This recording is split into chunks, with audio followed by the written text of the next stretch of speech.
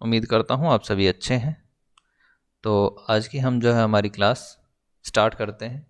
आज बेसिकली हम क्या है जो आपका इलास्टिसिटी ऑफ डिमांड का जो हमने चैप्टर स्टार्ट किया हुआ था, उसमें हम प्राइस इलास्टिसिटी ऑफ डिमांड है वो कैसे फाइंड करते हैं रिवेन्यू मेथड की हेल्प से, जिसको हम हिंदी में बोलते हैं आय विधि। तो आय विधि की जो मदद से हम कैसे प्राइस इलास्टिसिटी को हम फाइंड करेंगे वो आज की क्लास में हम पढ़ेंगे। तो चलिए आज की क्लास हम स्टार्ट करते हैं। सबसे पहले जो हमें पता होना चाहिए कि एक जो फर्म है उसकी आय क्या होती है। तो बेसिकली होता क्या है कि जब कोई भी जो फर्म है वो किसी प्रोडक्ट को क्या करती है, सेल करती है, तो उस सेल करने से उसको कुछ ना कुछ रिवेन्यू मिलती है। इस रिवेन्यू को क्या बोलते हैं हम, आय, या इसको हम बोलते हैं टीआर।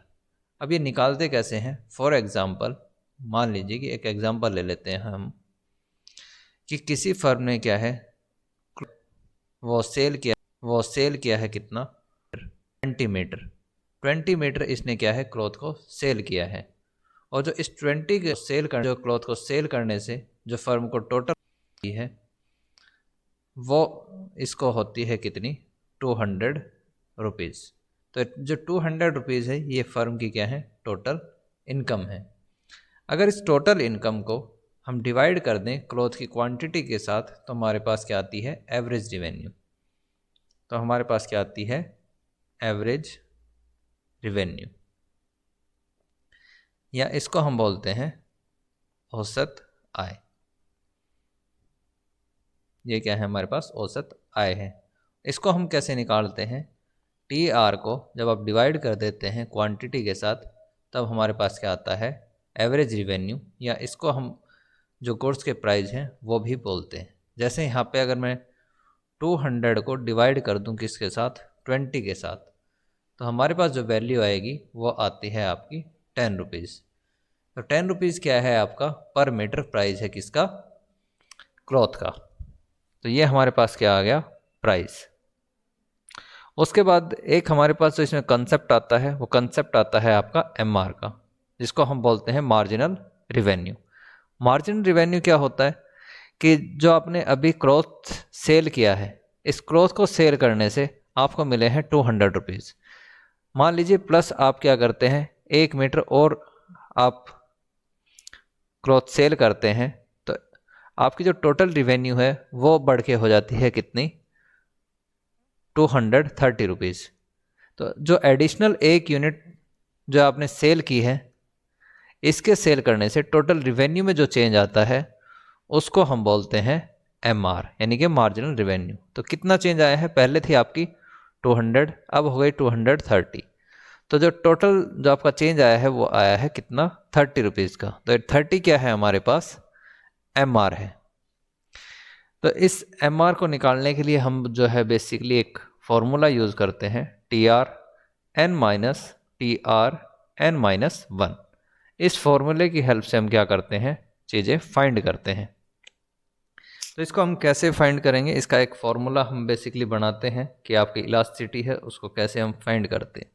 और उसका जो फॉर्मूला है वो है आपका ए अपॉन में ए माइनस एम, या आप इसको लिख सकते हैं ए आर अपॉन में A R minus M R. इस फॉर्मूले की हेल्प से हम बेसिकली क्या निकालते हैं, आपकी इलास्टिसिटी।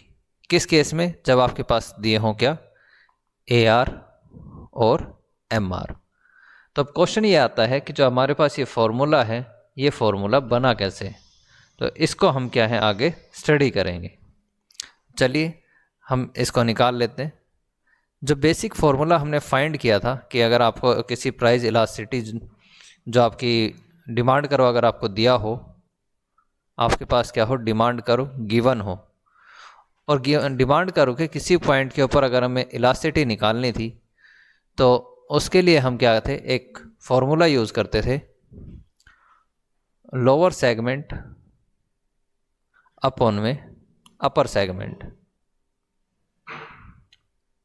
इसकी हेल्प से क्या थे, हम जो है वो अपना क्वेश्चन सॉल्व करते थे। तो यहाँ पे भी हम क्या है, इसी की हेल्प से, इस फॉर्मूले की हेल्प से क्या करेंगे, एक फॉर्मूला फाइंड आउट करेंगे जो कि हमारे पास है ए अपॉन में ए माइनस एम, या ए आर अपॉन में A R minus M R. ये हमें क्या करना है, बेसिकली फाइंड करना है। तो इससे हम क्या है, जो हमारा डिमांड कर्व है जिसको हम ए आर लाइन बोलते हैं, ये हमारे पास क्या है, ए से बी तक है। ए आर हमारे पास क्या है, एवरेज रिवेन्यू लाइन है, और ये क्या है हमारे पास, ए से बी तक दी हुई है। तो ए से बी तक में हमारा क्या है, हम लोअर पोर्शन और अपर पोर्शन फाइंड करते हैं। तो यहाँ पे हमारे पास क्या है, लोअर पोर्शन क्या है, पी बी। पी से बी तक ये हमारे पास क्या है, एक लोअर पोर्शन है, और हमारे पास ए पी क्या है, एक अपर पोर्शन हमारे पास दिया हुआ है। तो ये हमने क्या निकाल लिए, हमारा लोअर पोर्शन है पी बी अपॉन में अपर पोर्शन जो कि आपका इक्वल है किसके, ए पी के। तो ये चीज़ें अभी तक हमने क्या है, फाइंड करी हैं। तो अब हम इसको आगे सॉल्व करके देखते हैं कि कैसे आपका सॉल्यूशन फॉर्मूला कैसे फॉर्मुलेट होगा। चलिए, सबसे पहले इसमें हम क्या करेंगे, दो ट्राइंगल लेते हैं। आपकी ट्राइंगल है कौन सी, एक है आपकी पी एम बी, दो ट्राइंगल हम लेते हैं। एक ट्राइंगल है हमारे पास पी एम बी, जो कि जो आपका डायग्राम है इसके अंदर ये वाली ट्राइंगल है, पी बी एम। दूसरा उसके बाद एक ट्राइंगल जो हम लेते हैं इसमें, वो हम लेते हैं ए ई पी। दूसरी जो हम ट्राइंगल लेते हैं वो हमारे पास ट्राइंगल क्या है, ए ई और पी। तो हमारे पास जो ये ट्राइंगल दी हुई है, इसकी वैल्यूज़ को हम क्या कर सकते हैं, चेंज कर सकते हैं। कैसे, ये दोनों क्या है हमारे पास, सिमिलर ट्राइंगल हैं। सिमिलर ट्राइंगल क्या होती हैं वो मैं आपको इस लेक्चर से पहले बता चुका हूँ, पहले वाली वीडियो में। तो ये हमारे पास क्या है, सिमिलर ट्राइंगल्स हैं। तो इसमें जो आपका पी है, पी की जगह हम पुट कर सकते हैं क्या, पी की जो वैल्यू है उसकी जगह हम पुट कर सकते हैं पी एम। और जो आपके पास ए है, इस ए की जगह हम पुट कर सकते हैं क्या, ए ई। तो हमारे पास जो ये फॉर्मूला हमने फाइंड किया था, अब इनके अंदर हम वैल्यू क्या करते हैं, पुट कर लेते हैं। पी की जगह हम पुट करते हैं क्या, पी एम, और अपॉन में ए ई। तो अब जो हमने वैल्यू चेंज करके आ गई हमारे पास, वो इस पी की जगह आ गई पी एम अपॉन में ए ई। उसके बाद क्या करते हैं, हम दोबारा से दो ट्राइंगल लेते हैं, और आपको अब की बार जो ट्राइंगल लेनी है वो आपको ट्राइंगल लेनी है कौन सी, एक सेकंड, ए ई टी। ये जो आपके पास ये वाली ट्राइंगल है ए ई टी, ये ट्राइंगल लेनी है आपको।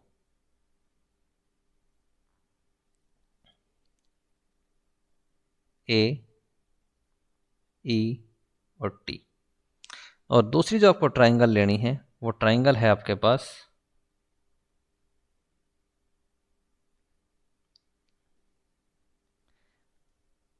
टी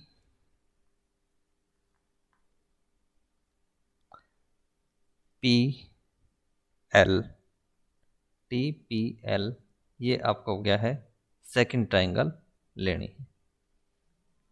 जो आपके डायग्राम है इसके अंदर ये जो ट्राइंगल है, ये वाला जो आपका पोर्शन है, ये वाली ट्राइंगल, ये ट्राइंगल आपके पास क्या है, ये आपको लेनी है।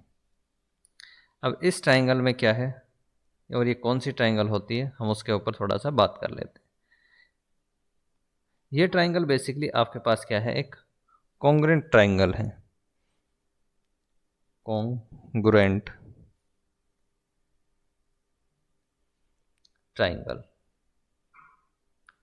अब ये ट्राइंगल वो ट्राइंगल होती हैं जिसमें जो आपका एंगल है इन दोनों ट्राइंगल के वो सेम होंगे। ये अगर 90 डिग्री है तो ये भी 90 डिग्री होगा, और ये अगर ए जो है आपका वो 30 डिग्री है तो आपका यहाँ पे भी एल भी क्या होगा, 30 डिग्री होगा।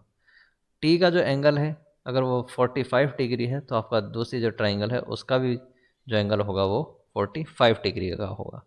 प्लस जो इनकी साइड हैं वो भी क्या होती हैं, इक्वल होंगी। कि अगर यहाँ पे आपका साइड अगर 5 सेंटीमीटर है ए ई, तो आपके पास जो एल पी होता है वो भी आपका क्या है, 5 सेंटीमीटर होगा। अगर आपके पास ए टी आपके पास 4 सेंटीमीटर है तो यहाँ पे आपके पास जो पी टी है वो भी 4 सेंटीमीटर होगा। उसके बाद अगर आपका पास 86 सेंटीमीटर है तो यहाँ पे जो एल टी है वो भी आपका कितना होगा, 6 सेंटीमीटर होगा। तो इन ट्राइंगल्स को हम बोलते हैं, ऐसे ट्राइंगल को कॉन्ग्रुएंट ट्राइंगल्स। तो ये हमारे पास क्या है, कॉन्ग्रुएंट ट्राइंगल आ गई। उसके बाद हम क्या करेंगे, वैल्यू को पुट करेंगे। कि अगर आपके पास क्या दिया हुआ है, हमारे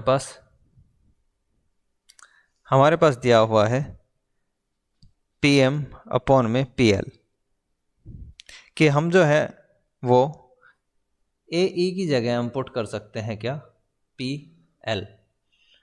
क्योंकि हमारे पास जो ट्राइंगल दी हुई है कॉन्ग्रुएंट ट्राइंगल, उसमें ये जो हमारे पास ए ई है, ये वाला जो पार्ट है, इसकी जगह हम पुट कर सकते हैं कौन सी लाइन, ये जो हमारे पास लाइन दी हुई है सेकंड ट्राइंगल में। यानी कि हम पुट कर सकते हैं क्या, ए ई की जगह एल पी हम इसकी जगह पुट कर सकते हैं। तो अब हमारे पास जो ये फॉर्मूला बना था ये चेंज होके क्या बन जाता है, हमारे पास पी एम अपॉन में पी के बाद हमारे पास क्या है, हमने एक नया फॉर्मूला, हमारा जो अभी तक नई इक्वेशन बनी है वो हमारे पास इक्वेशन बन के आ जाती है क्या, कि आपके पास ये क्या है, पी एम अपॉन में P L.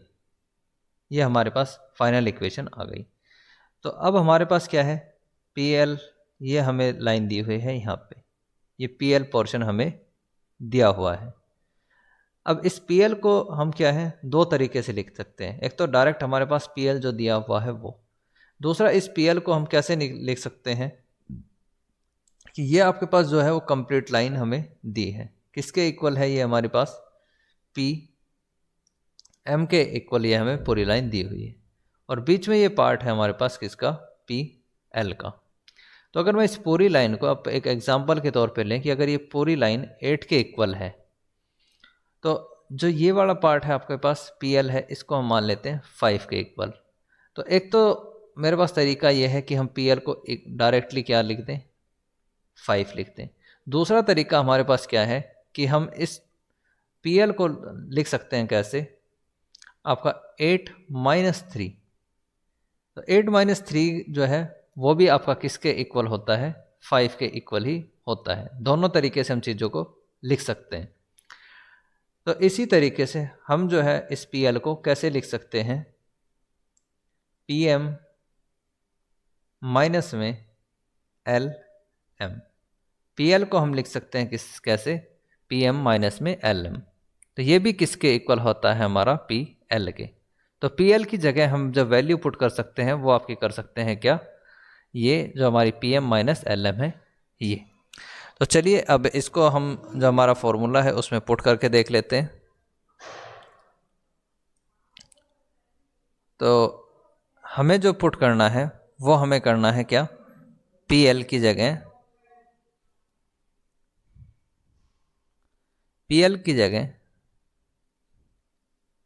P M minus में एल एम, ये हम पुट कर देते हैं किसकी जगह, इस पी एल की जगह। तो हमारे पास फॉर्मूला जो बन के आएगा वो क्या बन के आता है आपका, पी एम अपॉन में पी एम माइनस में एल एम। अब जो आप ये जो हमारे पास फॉर्मूला बन के आया है इसकी वैल्यू क्या है, हमें पता लगानी है कि ये किसके इक्वल है। तो आप एक चीज़ नोटिस करेंगे कि जो आपका ये पूरा पार्ट है पी एम जो है आपका किसके इक्वल है, इस AR लाइन के। तो PM किसके इक्वल हुआ? हमारा AR के। और जो आपके पास LM है, वो LM जो पार्ट है आपका ये किसके इक्वल है? MR के। तो आपका LM किसके इक्वल हुआ? MR के। अगर आप इन वैल्यूज़ को पुट करते हैं कहाँ पर? इस फॉर्मूले के अंदर, तो आपका फॉर्मूला जो बन के आता है वो बन के आता है आपका AR अपॉन में AR माइनस में MR। तो हमारे पास ये क्या है? एक फॉर्मूला बन जाता है कि AD आपका इक्वल होता है किसके? AR अपॉन में AR माइनस में MR। ये क्या है? हमारे पास एक फॉर्मूला बन के तैयार हो गया। बुक में इसी को A अपॉन में A माइनस M भी लिखा गया है। तो ये क्या है? इस तरीके से हम इसको सॉल्व कर सकते हैं। उसके बाद अगर हम बात करें बेसिक कंसेप्ट्स की, तो आपका सबसे पहले आता है टोटल रिवेन्यू कि जो रिवेन्यू कंसेप्ट्स हैं ये क्या हैं। तो इसमें जो आपका BA वाले बच्चे हैं उनके लिए जो पीछे तक का था वही इनफ है। तो ये जो कॉन्सेप्ट हैं आपके वो सिलेबस में आते हैं किसके में? BCom में। तो BCom वाले बच्चे जो हैं वो ये देखें और उन्हें जो पिछला जो मेथड है वो भी कंप्लीट देखना है। तो अगर मैं टोटल रिवेन्यू की बात करूं तो टोटल रिवेन्यू क्या है आपका? कि जो भी फर्म है अगर वो सेल करती है, मान लेते कि उसने 20 यूनिट सेल करी हैं किसकी? मोबाइल फ़ोन की। तो इस 20 यूनिट मोबाइल फ़ोन जो है उसको सेल करने से इसको जो इनकम हुई है वो ही है कितनी? 1 लाख रुपीज़। तो ये 1 लाख रुपीज़ क्या है? इस टोटल सेल को करने से जो इनको रिवेन्यू मिली है। तो ये रिवेन्यू क्या कहलाती है? इसकी टोटल रिवेन्यू। उसके बाद हम बात करते हैं मार्जिनल रिवेन्यू की कि मान लीजिए जो आपने टोटल 20 यूनिट जो है मोबाइल की सेल की थी, तो 20 यूनिट सेल करने से मोबाइल की आपको इनकम मिली थी कितनी? 1 लाख रुपीज़। लेकिन अब क्या होता है? एक एडिशनल यूनिट आप क्या करते हैं? +1 करके सेल करते हैं। +1 यूनिट आपने सेल की तो आपकी जो टोटल इनकम है वो आपकी हो जाती है कितनी? 1,15,000 रुपये। तो जो टोटल इनकम में चेंज हुआ है वो कितना हुआ है? +15,000 का। तो जो 15,000 है ये क्या है? आपकी मार्जिनल रिवेन्यू है, यानी कि MR। कि जब आप एक एक्स्ट्रा यूनिट को जब आप सेल करते हैं तो टोटल रिवेन्यू में जो चेंज आता है उसको हम बोलते हैं क्या? MR, यानी कि मार्जिनल रिवेन्यू। उसके बाद अगर हम बात करें एवरेज रिवेन्यू की, तो एवरेज रिवेन्यू को हम क्या बोलते हैं? प्राइस भी बोलते हैं। और जब हम डिमांड कर्व की बात करते हैं तो प्राइस लाइन या आपकी एवरेज लाइन या हम इसको डिमांड कर्व भी बोल सकते हैं। तो ये हम एवरेज रिवेन्यू कैसे निकालते हैं? एवरेज रिवेन्यू आपका होता है TR divide by Q। Total जब क्वांटिटी को आप टोटल रिवेन्यू को जब आप डिवाइड करते हैं क्वांटिटी के साथ तो हमारे पास क्या निकल के आता है? प्राइस निकल के आता है।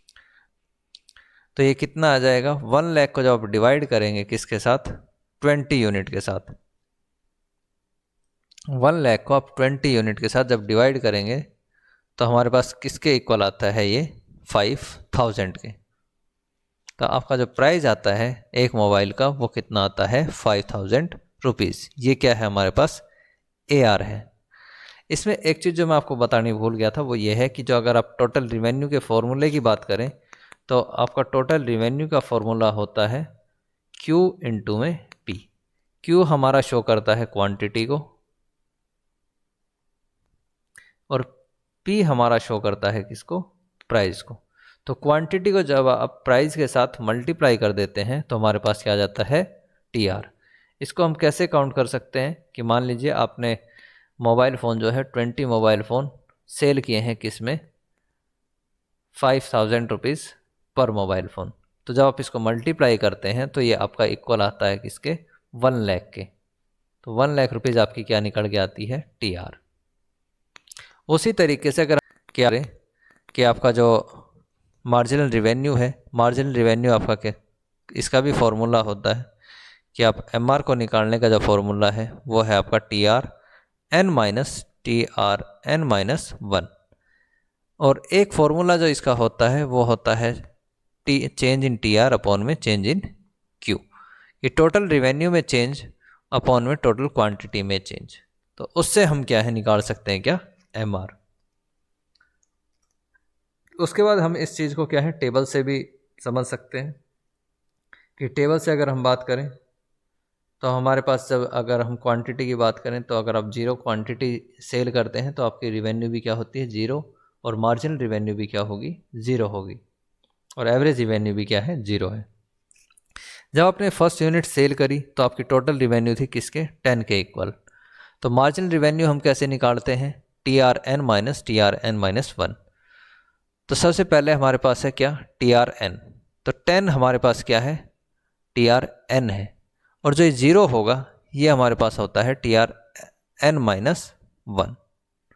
तो अगर हम क्या निकालें 10 में से माइनस कर दें ज़ीरो को तो हमारे पास क्या आता है एम आर ज़ीरो आता है। उसके बाद हमारे पास क्या था ए आर था, और ए आर को हम कैसे निकालते हैं, टी आर को हम डिवाइड करते हैं किसके साथ क्वांटिटी के साथ। तो हम जो 1 को डिवाइड करेंगे किसके साथ, सॉरी 10 को हम डिवाइड करेंगे किसके साथ 1 के साथ, तो हमारे पास जो वैल्यू आएगी वो आपकी वैल्यू आती है किसके 10 के इक्वल। उसके बाद क्या होता है आप सेकंड यूनिट सेल करते हैं, तो सेकंड यूनिट सेल करने के बाद आपकी जो इनकम हुई वो कितनी हो गई 18 हो गई। और अब क्या है यहाँ पे आपका जो टी आर एन था और T R N minus one जो है वो चेंज हो जाएंगे। अब आपके पास टी आर एन क्या है 18 हो गया, और जो T R N minus one हो जाएगा वो कितना हो जाएगा 10। तो 18 माइनस 10 को जब आप माइनस करेंगे तो आपके पास वैल्यू आएगी वो आएगी 8 के इक्वल। और जो आपके पास ए आर है उसकी वैल्यू आती है किसकी 9 के इक्वल। और ये कैसे है, ये आपकी आती है 18 डिवाइड बाय 2, तो ये हमारे पास आती है 9 के इक्वल। तो इस तरीके से हम आप क्या है इस पूरी टेबल को सॉल्व कर सकते हैं। अगर हम बात करें रिलेशनशिप की, तो रिलेशनशिप क्या है कि आपका टी आर ए आर और एम आर में रिलेशनशिप। तो इसकी फर्स्ट कंडीशन हम देख लेते हैं। फर्स्ट कंडीशन में क्या है आपका एवरेज रिवेन्यू और मार्जिनल रिवेन्यू क्या होते हैं आपके कोइंसाइड होते हैं and represent by the horizontal straight line. कि आपका अगर ए आर और एम आर क्या है आपका इक्वल होते हैं तो उस कंडीशन में जो है आपकी वो क्या होगी ए आर और एम आर क्या है इक्वल होती हैं, और ये क्या होती हैं हॉरिजॉन्टल होती हैं और पैरेलल होती हैं किसके ओ एक्सिस के। अब ये कैसे होती हैं उसका रीज़न क्या है वो हम देख लेते हैं। तो इसका रीज़न क्या है बेसिकली वो आपका होता है ये प्राइस। अगर ए आर आपका किसी भी कंडीशन में अगर आपको कांस्टेंट दिया हो तो उस कंडीशन में क्या है आपकी जो इनकम होती है और जो मार्जिनल रेवेन्यू होती है वो आपकी इक्वल होगी। कैसे, इसको यहीं पे हम एक छोटी सी टेबल से देख लेते हैं कि मान लीजिए आपके पास क्वांटिटी दी है और ये आपके पास क्या है प्राइस है। उसके बाद हमारे पास क्या है टी आर है, और यहाँ पे हम ले लेते हैं एम आर। कि क्वांटिटी आपकी क्या है 0 है, प्राइस आपके के पास क्या है 5 है, तो टी आर और एम आर दोनों क्या होंगे 0 हो जाएंगे। आपका प्राइस क्या हो गए 1, सॉरी क्वांटिटी आपने 1 सेल की, प्राइस आपके पास क्या है 5 है, तो टोटल रिवेन्यू भी आपके पास क्या होगी 5 हो जाएगी, और मार्जिनल रिवेन्यू भी क्या है 5 है। दूसरी कंडीशन ये कि अगर आपने एक एडिशनल यूनिट को सेल किया यानी कि 2 यूनिट आपने सेल की और आपके पास प्राइसेस भी क्या है अभी 5 है, तो आपके पास जो टी आर है वो भी क्या होता है 10 हो जाएगा, 5 इंटू में 2। तो और मार्जिनल रिवेन्यू क्या है, ये क्या है अगर 10 में से हम माइनस करेंगे 5 को तो आपके पास जो वैल्यू आएगी वो आएगी 5 के इक्वल। आपने थर्ड यूनिट सेल करी उसके बाद भी आपके प्राइस क्या है 5 ही हैं, प्राइस आपके चेंज नहीं होते, और प्राइस को ही हम क्या है ए आर भी बोलते हैं, ये मैंने आपको बताया था। तो उसके बाद क्या है आपने जो टोटल आपकी रिवेन्यू है पे, जो आपका पे इनटू में क्यू है, तो ये आपका हो जाता है किसके 15 के इक्वल। तो यहाँ पे जो आपका मार्जिनल रिवेन्यू है वो आपका कितना होता है 5। तो आप एक चीज़ नोटिस करेंगे यहाँ पे कि जो आपका ए आर है वो भी कितना है 5 है, और जो आपका एम आर है वो भी हर कंडीशन में कितना है 5 है। तो दोनों क्या है, AR इक्वल टू क्या है, MR है। और इसी के साथ आप एक चीज़ और नोटिस करेंगे कि जो आपका TR है वो एक कांस्टेंट रेट से कंटिन्यूसली क्या होता है, इंक्रीज होता है। हर बार ये 5 और 5 का इसमें क्या है, प्लस होता रहता है। तो अगर हम डायग्राम की बात करें तो डायग्राम में आपका क्या है, जो TR है वो एक कांस्टेंट लाइन जो है वो left to right upward sloping होता है। और आपका जो AR इक्वल टू क्या है, MR। तो नेक्स्ट जो हमारे पास आता है वो आता है MR क्या हो आपकी स्ट्रेट लाइन हो। तो जब आपका AR और MR क्या है, एक स्ट्रेट लाइन होगी, तो उस कंडीशन में क्या है, वो कंडीशन हम देख लेते हैं कि आपके पास हमारे पास क्या है, O एक्सिस है और OY एक्सिस हमारे पास दिया हुआ है। O एक्सिस और OY एक्सिस हमारे पास दिए हुए हैं और आपके पास जो O एक्सिस है इसके ऊपर हमने क्या है, आउटपुट को लिया है और OY एक्सिस के ऊपर हमने क्या है, रिवेन्यू को लिया है। हमारे पास क्या है, OP एक प्राइस लाइन है और ये हमारे पास जो पॉइंट है A, P और C, ये हमारे पास क्या है, जो हमारे पास AR और MR कर्व है उनके जो है वो बीच के पॉइंट हमें दिए हुए हैं। यहाँ पे जो एक चीज़ हमें नोटिस करने वाली है हमारी, कि आपका जो AR कर्व है और जो MR कर्व है, MR कर्व क्या होता है, मिड पॉइंट पे है किसके, AR कर्व के। तो आपका क्या है, MR हाफ होता है किसका, MR हाफ होता है किसका, AR कर्व का। ये चीज़ आपको याद रखनी है। अब एक कंडीशन आती है कि जो आपका ये मिड पॉइंट दिया हुआ है ये क्यों होता है और किस कंडीशन में होता है। बेसिकली क्यों होता है उसको हम प्रूव करेंगे कि आपका AB जो है वो इक्वल होता है किसके, BC के। आपका AB वो इक्वल होता है किसके, BC के। और ये किन कंडीशन में होता है, एक तो आपका जो मोनोपोली मार्केट है उसके अंदर, प्लस एक आपकी मार्केट होती है मोनोपोलिस्टिक, जिसको हम एक तो एकाधिकार मार्केट होती है, एकाधिकार बाजार, और दूसरा होता है एकाधिकारी बाजार। इन दो मार्केट के अंदर आपका क्या है, जो AB है वो इक्वल होता है किसके, BC के। अभी क्यों होता है उसको हम नेक्स्ट जो डायग्राम है उसमें देखते हैं। हमारे पास क्या है, कुछ पॉइंट दिए हुए हैं इस डायग्राम में। O एक्सिस और OY एक्सिस हमारे पास सेम है। O एक्सिस के ऊपर हमने क्वांटिटी को लिया है और OY एक्सिस के ऊपर हमने रिवेन्यू को लिया है।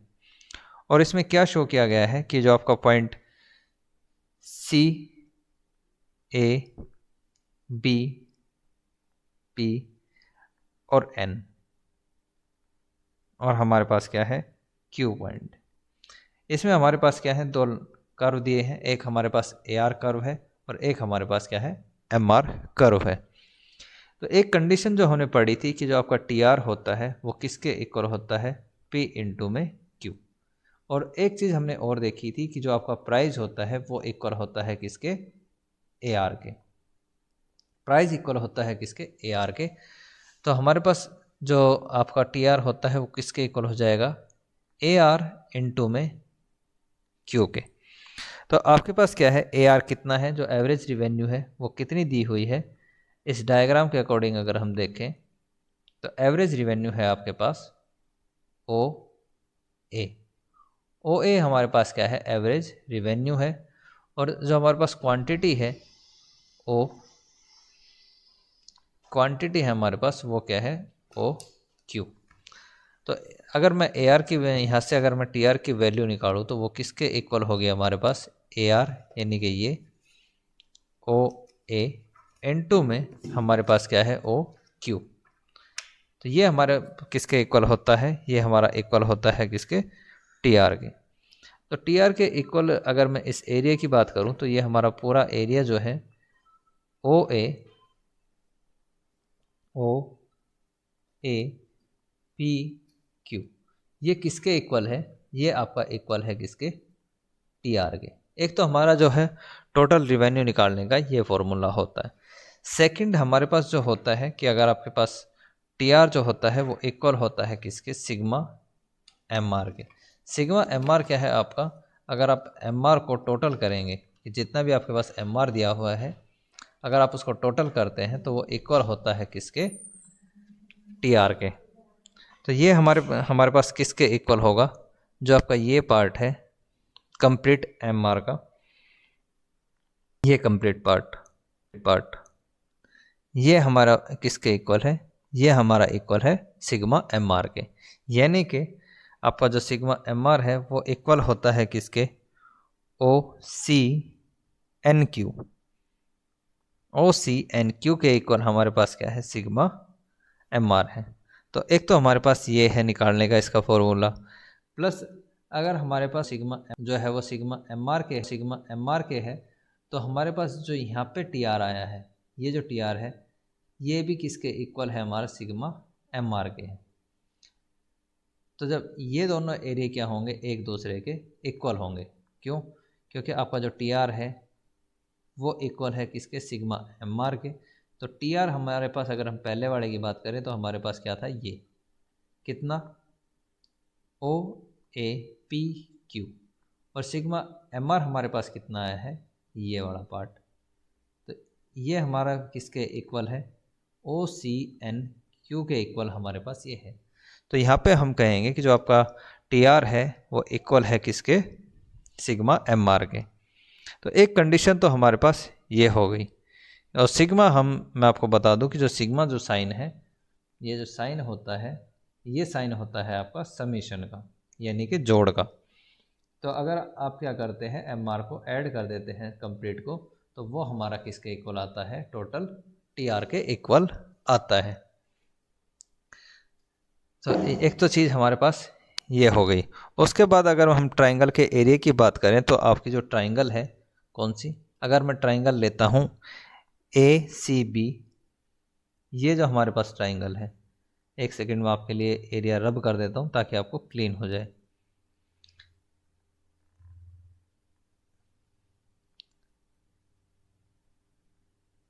जी, तो हमारे पास क्या है, ये ट्राइंगल जो है वो A triangle A triangle A C B, और ट्राइंगल हमारे पास क्या है, एक ट्राइंगल बी पी एन, क्या है हमारे पास, बी पी एन। जी, ये और ये दो हमारे पास जो ट्राइंगल है, ये इन दोनों ट्राइंगल का जो एरिया है वो क्या होता है, इक्वल होता है। तो अगर मैं आपको ये कहूँ कि अगर इन जो आपका एरिया है उसको सब्ट्रैक्ट कर दिया जाए किस में से, जो हमारे पास टोटल रिवेन्यू आपका किसके इक्वल है, ओ टी आर इक्वल है किसके, O A B Q N, O A B Q, O A B Q N. यानी कि इस पूरे में से हम क्या करें, माइनस कर दें किसको, एक तो हमारे पास जो ये एरिया है, ये दो ट्राइंगल थी ए बी सी, और एक हमारे पास ट्राइंगल जो है वो बी पी एन। अगर हम इसको माइनस कर देते हैं तो ये इक्वल आता है किसके, ट्राइंगल हमारे पास दोनों इक्वल शो होती हैं, कि आपकी ये ट्राइंगल जो है ए और ट्राइंगल बी, ये दोनों एक दूसरे के क्या हैं, इक्वल शो करेंगी। तो हमारे पास जो दो ट्राइंगल है, जो आपकी दो ट्राइंगल दी हुई हैं कौन कौन सी, ये जो दोनों ट्राइंगल हैं ए बी सी, और एक हमारे पास जो ट्राइंगल है बी एन, जो आपकी बी एन और पी, ये दोनों क्या हैं, कॉन्ग्रेंट ट्राइंगल्स हैं। और कॉन्ग्रेंट ट्राइंगल्स कौन सी होती हैं, जिनके जो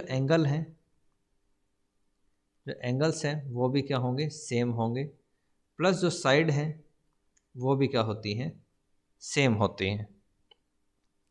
तो अगर ये दोनों ट्राइंगल सेम हैं तो आपका जो ए बी का जो गैप है, ए बी अगर ये 5 सेंटीमीटर है तो आपका जो ये बी सी है ये भी कितना होगा, 5 सेंटीमीटर होगा। तो यहाँ पे अगर मैं इस ट्राइंगल की बात करूँ, अगर हम इस ट्राइंगल की बात करें तो अगर यहाँ पे ये 5 सेंटीमीटर है तो ये भी कितना है, 5 सेंटीमीटर है। तो यहाँ पे हम इस चीज़ को प्रूव कर सकते हैं कि अगर ये दोनों जो आपके ट्राइंगल हैं, कौन कौन सी, ए बी सी और पी बी एन, ये दोनों जो ट्राइंगल हैं ये कॉन्ग्रुएंट ट्राइंगल्स हैं, तो इनकी जो साइड है वो भी आपकी क्या होती है, इक्वल होती हैं। तो आपका ये शो करता है क्या कि आपका ए बी इक्वल होता है किसके, बी पी के। और ये अगर एक दूसरे के इक्वल होंगी तो अगर हम इनका एडिशन करें तो वो आपका आता है कितना, मान लेते हैं कि आपका ये हमने 5 लिया तो एडिशन आपका किसके इक्वल आता है, 10 के। और 10 आपका किसका शो करता है, ए आर को। और जो इसका हाफ अगर हम करते हैं, यानी कि अगर हम ए बी की बात करें तो ए बी हमारा किसके इक्वल है, एम आर के इक्वल है। तो ए बी कितना हमारे पास आ जाएगा, 5। तो ये 5 क्या है हमारे पास, एम आर है, जो कि शो करता है कि आपका जो एम आर है वो हाफ है किसका, ए आर का। तो ये चीज़ हमारे पास यहाँ पे ऐसे प्रूव हो जाती है। उसके बाद अगर हम बात करें रिलेशनशिप जो आपका T R M R A R जो कर्व है उनका, तो हमारे पास क्या है, दो डायग्राम जो है उसको हमने दो पार्ट में लिया है। एक हमारे पास ए पोर्शन है और एक हमारे पास क्या है, बी पोर्शन है। हमारे पास दो एक्सिस हैं, ओ एक्सिस और ओ वाई एक्सिस, दोनों ही डायग्राम में। ओ वाई एक्सिस के ऊपर हमने क्या है, दोनों ही में रिवेन्यू को लिया है, और ओ एक्सिस के ऊपर हमने दोनों में ही क्या लिया हुआ है, आपका आउटपुट। हमें निकालना है रिलेशनशिप बिटवीन किसके, T R M R and A R के, इनके बीच का रिलेशनशिप हमें फाइंड करना है। हम अगर जैसे जैसे आपकी क्या है टोटल रिवेन्यू आपकी पीरियड तक आपकी बढ़ती है, टोटल रिवेन्यू आपकी क्या है, इंक्रीज होती है, लेकिन जिस कंडीशन पे आपकी मार्जिनल रिवेन्यू 0 होगी। यहाँ पे हम एक चीज़ नोटिस करेंगे आप, तो टेबल में क्या है, एक 6th यूनिट पे आके देखें आप, तो 6th यूनिट पे क्या है आपका टोटल वो अपने मैक्सिमम पॉइंट के ऊपर है। मैक्सिमम पॉइंट के ऊपर अगर टोटल रिवेन्यू जो है मैक्सिमम पॉइंट के ऊपर है कितनी, 30, तो आपका एम आर कितना है, एम आर आपका 0 है। तो जहाँ पर आपका क्या है टोटल रिवेन्यू मैक्सिमम पे होगी, ये क्या है टोटल रिवेन्यू मैक्सिमम पे है, तो एम आर आपका क्या है, 0 होता है। और जब आपकी मार्जिनल रिवेन्यू जो है वो नेगेटिव में जाएगी, यानी कि नीचे यहाँ पे जब ये नेगेटिव में जाती है तो आपका जो टोटल रिवेन्यू है वो क्या होता है, कम होना स्टार्ट हो जाता है। तो वो क्या करेगी, अब डिक्लाइन करनी स्टार्ट कर देती है। एक चीज़ नोटिस करने वाली जो है वो यहाँ पे ये है कि ए आर और एम आर दोनों ही क्या है टोटल रिवेन्यू के बढ़ते टाइम कम होते हैं। जैसे जैसे टोटल रिवेन्यू आपकी इंक्रीज होती है, टोटल रिवेन्यू जैसे जैसे आपकी इंक्रीज होती है तो आपकी ए आर और एम आर ये दोनों ही क्या होती हैं, डिक्लाइन होती हैं। बट अगर हम स्पीड की बात करें तो आपकी जो एम आर की स्पीड है डिक्लाइन होने की वो बहुत ज़्यादा तेज़ होती है। इसको हम इस टेबल के अंदर आप नोटिस कर सकते हैं कि जब आपका टोटल रिवेन्यू क्या है 10 के इक्वल है तो ए आर और एम आर क्या है, एक दूसरे के इक्वल हैं, यानी कि स्टार्टिंग पॉइंट के ऊपर। उसके बाद जैसे ही आपकी जो टोटल रिवेन्यू है वो बढ़ के होती है 18, तो आपकी मार्जिनल रिवेन्यू क्या होती है, 8 हो जाती है, लेकिन आपकी एवरेज रिवेन्यू क्या है, कितनी हो गई, 9।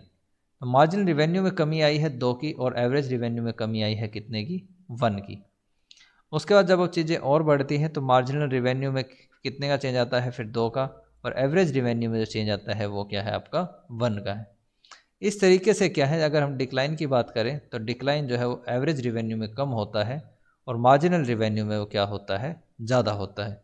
तो मार्जिनल रिवेन्यू जो है उसके कम होने की जो स्पीड है वो कंपेरेटिवली ज़्यादा होगी। एक चीज़ जो आपको याद रखेंगे कि आपका MR जो है वो आपका क्या हो सकता है, MR आपका 0 भी हो सकता है और आपका नेगेटिव भी हो सकता है, बट AR आपका 0 नहीं होता, ये क्या है 0 नहीं होगा, प्लस ये कभी भी नेगेटिव भी नहीं होता है। ना तो AR कभी भी 0 होता है, ना ही AR आपका कभी भी नेगेटिव होगा। तो ये चीज़ आप याद रखेंगे। तो आज की क्लास में इतना ही, कल आपसे मिलते हैं नेक्स्ट क्लास में। तब तक के लिए wish you all the best, have a nice day.